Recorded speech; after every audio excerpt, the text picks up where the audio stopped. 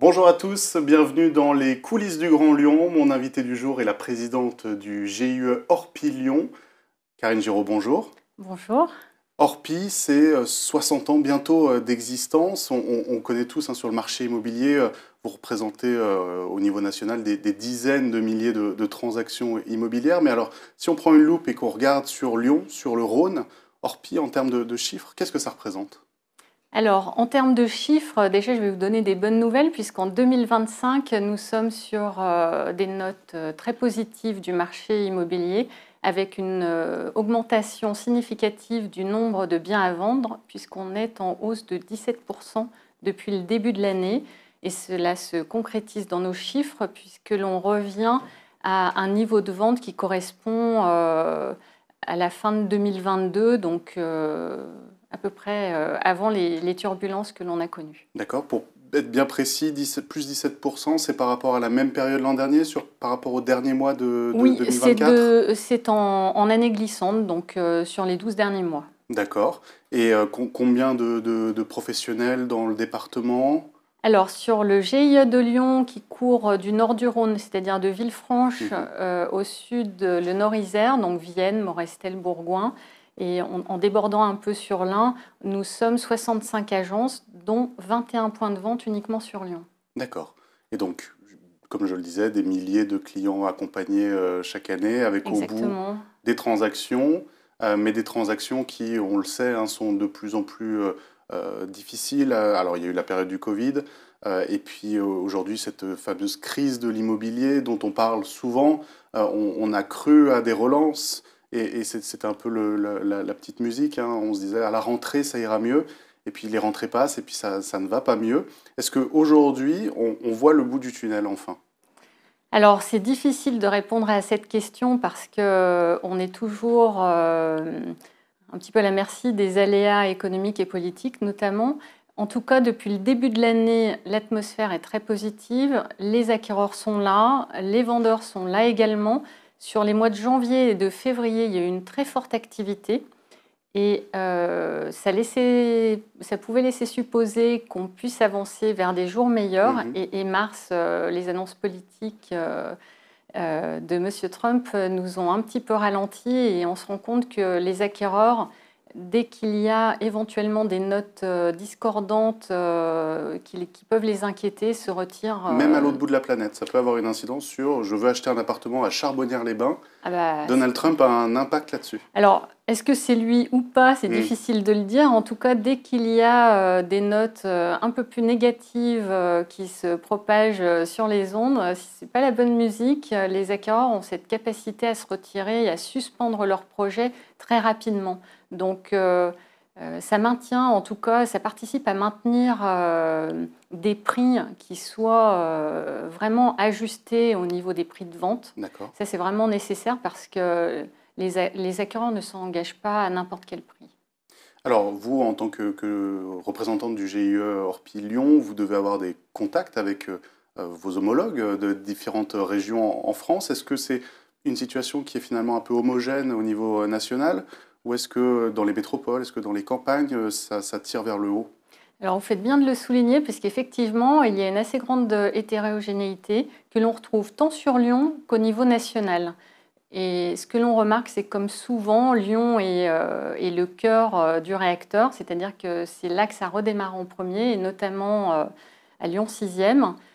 On trouve une très forte activité et ça commence à rayonner de plus en plus loin de Lyon. Et là, on a encore certains secteurs éloignés de Lyon qui peinent à rebondir, et souvent parce que il y a les métiers de la construction, Mhm. tout ce qui est un petit peu plus sensible au prix et qui déjà d'ordinaire peut comporter des aléas comme la construction, l'achat de terrain.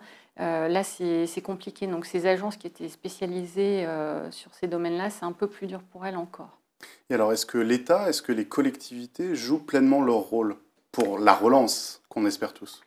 Alors, si on devait être un petit peu gourmand, on dirait que non, parce que déjà, au niveau national, on a été marqué politiquement par 4 ministres différents en Mhm. 2 ans, donc par une instabilité qui ne nous a pas aidés et des politiques en faveur du logement qui n'ont pas été présentes. Ce qu'il faut savoir, c'est qu'historiquement, ces dernières années, on a vu petit à petit tous les grands dispositifs fiscaux disparaître et ne pas être remplacés.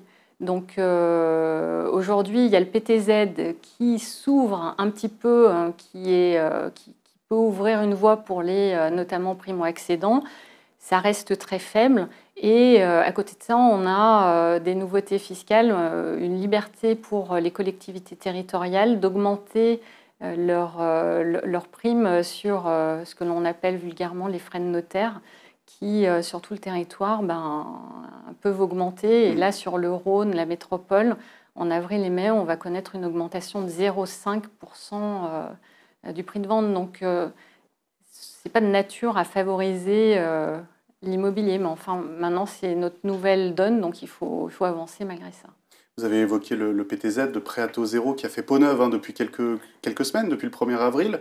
Il y a eu des grandes annonces par rapport à ça, mais pour vous, c'est une mesurette ou concrètement, pour des primo-accédants, ça peut tout changer? Il y a beaucoup de contraintes, donc ça reste compliqué. La cible est, je dirais, étroite. Et cette cible-là, notamment les primo-accédants qui connaissent peu, ont besoin d'être très encadrés et ils n'ont pas forcément envie de prendre des risques en démarrant. Donc des travaux ou des choses comme ça peut être compliqué. Donc ils ont besoin souvent de projets simples, de compréhension, et donc c'est compliqué de les emmener. Ce qui est très favorable pour nous au niveau des dispositifs des collectivités territoriales, c'est que les banques ont avancé sur le sujet et proposent des produits qui permettent de descendre le taux, le fameux TAEG, taux global d'emprunt, et en aidant, encore une fois, notamment les primo-accédants qui avaient un petit peu disparu. Mais alors, pour cette relance, est-ce que vous avez des recommandations qui sont faites? Alors, vous personnellement ou Orpi, il y a des recommandations à faire. Est-ce qu'il existe des leviers auxquels personne ne touche aujourd'hui? Ou est-ce que vraiment on est dans une situation très très compliquée? Alors, on est dans une situation complexe. Orpi est mobilisé et élève sa voix pour être entendu et faire avancer son secteur. Et effectivement, en termes de souhaits, la première, c'est d'avoir une stabilité politique au niveau français déjà, pour pouvoir avancer sereinement, parce que les Français, tant qu'ils sont inquiets, ont tendance à suspendre leurs gros projets, et notamment le projet immobilier. Donc ça, c'est le premier point. Et le deuxième point, on a une grosse pénurie en biens locatifs. Donc c'est d'avoir une politique du logement qui soit aussi en faveur des investisseurs et qui puisse, alors non pas pour protéger des nantis, puisque la plupart des investisseurs sont des personnes qui, comme vous et moi, vont investir éventuellement dans un bien pour renforcer leur retraite. Donc voilà, c'est parfois pour simplement sortir la tête de l'eau. Et ces gens-là, ils sont extrêmement importants dans le tissu économique immobilier pour permettre l'accès au logement, notamment en location. Alors, cette crise, cette situation de l'immobilier en France, forcément, le premier impact, c'est que les gens ont des difficultés potentiellement à se loger ou à faire des acquisitions, mais par ricochet, ça concerne tous les professionnels. On a vu que pour certains promoteurs immobiliers, c'était compliqué. Et pour vous, professionnels de l'immobilier, est-ce qu'on est plutôt à la tendance de beaucoup de professionnels qui sont obligés de mettre la clé sous la porte, ou est-ce que vous parvenez encore à recruter avec cet objectif de relance prochaine à venir? Alors vous avez raison, beaucoup d'acteurs ont disparu. Je pense que les enseignes comme la nôtre, qui existent depuis bientôt 60 ans, avaient des armes pour mieux se défendre, et je pense que la coopérative a beaucoup participé à ce que l'on traverse mieux ces années difficiles.